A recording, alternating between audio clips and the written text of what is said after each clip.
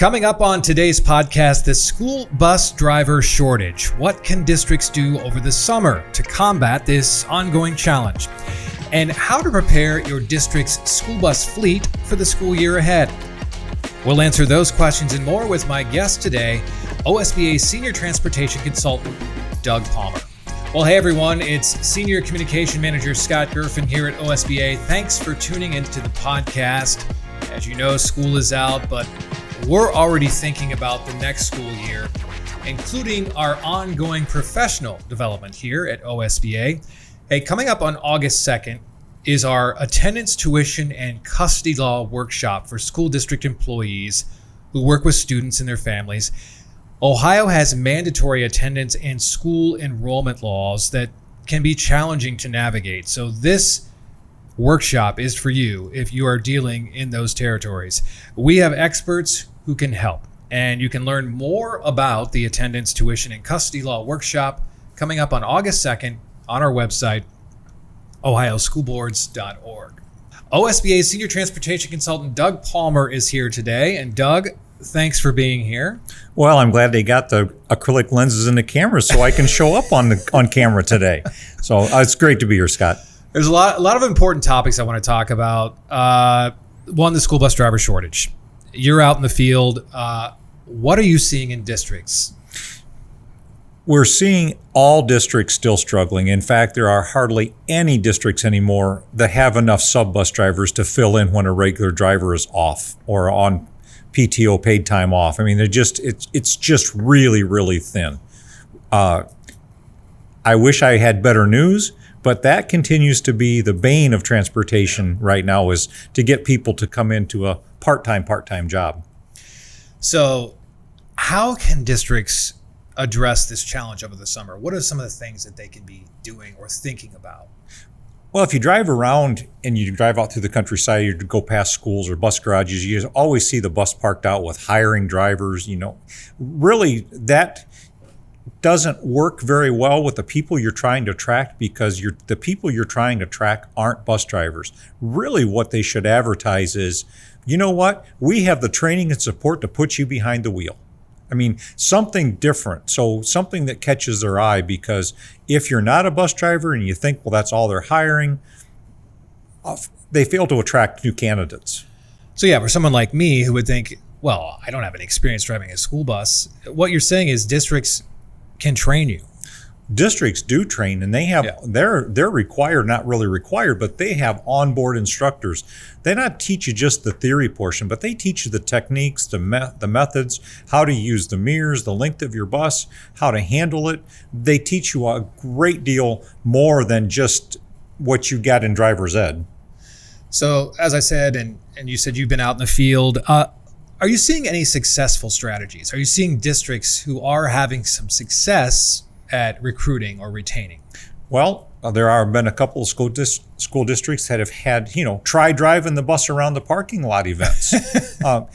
Because I think it's a challenge. I think you have to challenge people somewhat anymore to open up their mind a little bit. And those are the districts that are having some success. At least they're getting press coverage and they're getting people interested through free advertising, more or less. But they have to stress the training. With the driver shortage, districts have to be more efficient, specifically when it comes to route planning, right? Because if you've got fewer drivers, you're going to have fewer buses on the road. Summertime is such an important thing for that. Is that true? I mean, to get that routing in place. It is. In fact, they should have, if you're planning on doing your routes in July, you're probably behind the 8 ball, because the time it takes to plan routes, because the buses have to travel that same distance. It takes the same time.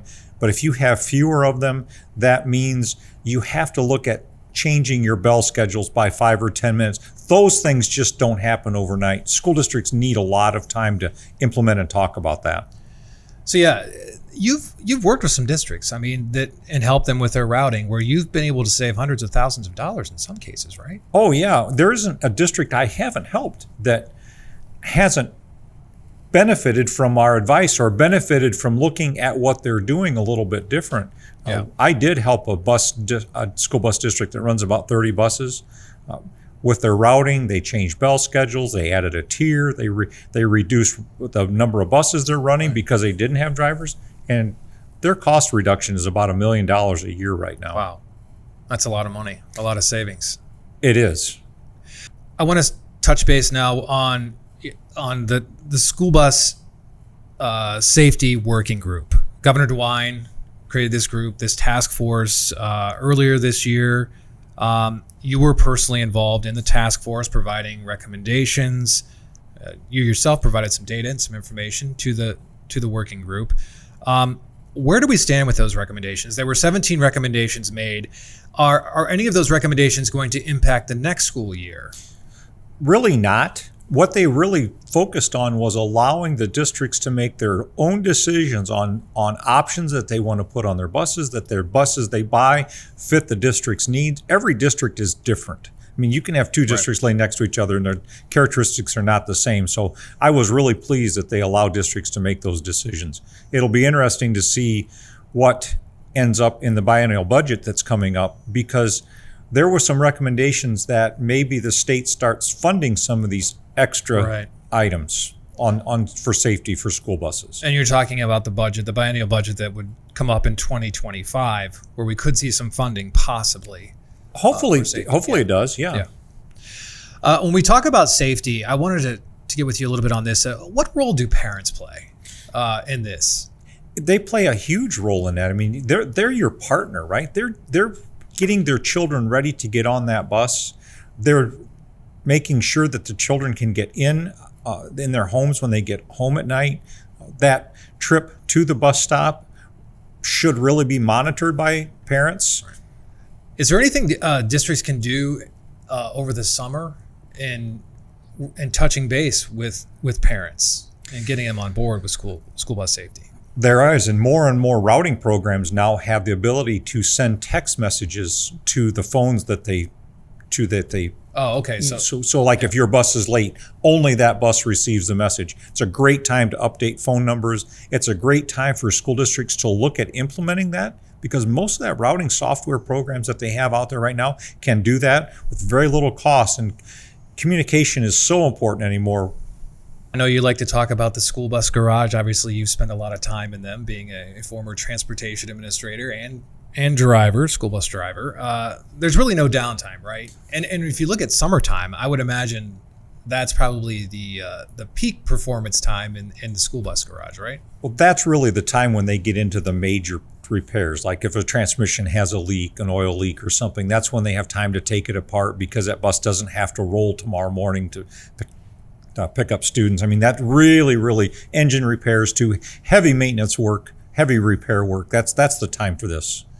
What are some of the key, though, maintenance tasks? You mentioned heavy maintenance work, but I mean, what are some of the things that we're going to see districts, or they should be getting into? Is there like a checklist they should go through? I mean, have that prepared? Yeah, there is, and we offer that in some of our programs, of course. I knew you were going to say that. But the preventive maintenance, keeping things from wearing out, greasing, oil changes. Our cars have become pretty much maintenance free, except for oil changes. The grease zerks are all gone. Well, they're still there on school buses.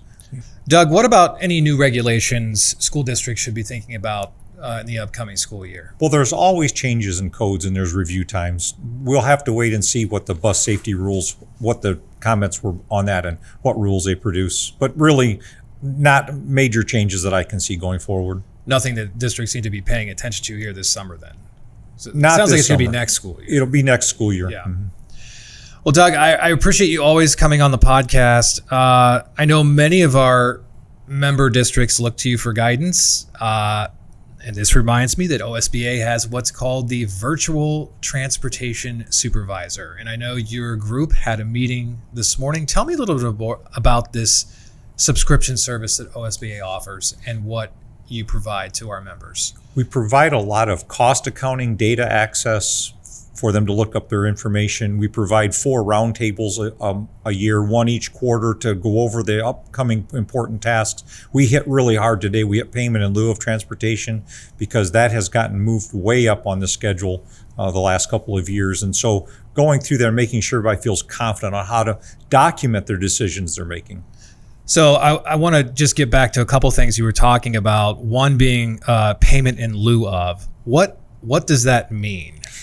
Well, districts are supposed to transport all students that live in their districts, whether they go to a public school or a non-public school. And sometimes non-public schools have lower attendance or lower attendance on the buses. So what a district can choose to do is deem that transportation impractical. The superintendent can now make that decision with a board resolution following. And what happens is the parents are paid for transporting their child to their own school of attendance. One of the other things too, the T reports, and I'm sure some of our listeners and those who are watching, they're going to say, "What's a T report?" Well, there's a T report in the fall that's called the count, or the T1, that counts the students or miles that they drive, and that's the beginning of what service you're providing to your district. In the summer, there's a T2 report that's coming up in July. And what that T2 report does is it accounts for the cost of your service that you're providing. So when you look at the virtual transportation supervisor, you're going to help go through those calculations, which can be challenging to navigate, I would assume. Challenging to navigate, and all of your funding is based on the reports that you turn in. So you don't want to get that wrong. Well, you miss the reports, you miss funding. And that's important. There are probably districts that have done that, right? Yeah. Well, the minimum next year is 41.5% of their cost, going to be returned back. So if you miss a report, you're missing 41% of your expenses. So that is important. So I can see where the virtual transportation supervisor is going to be a good investment. It really is. I've never had anybody say that it wasn't. So this isn't something that's going to replace a district's. No, I don't show up on a screen looking over their shoulder every day. Well, maybe AI will be doing that someday. I don't know. I hope not.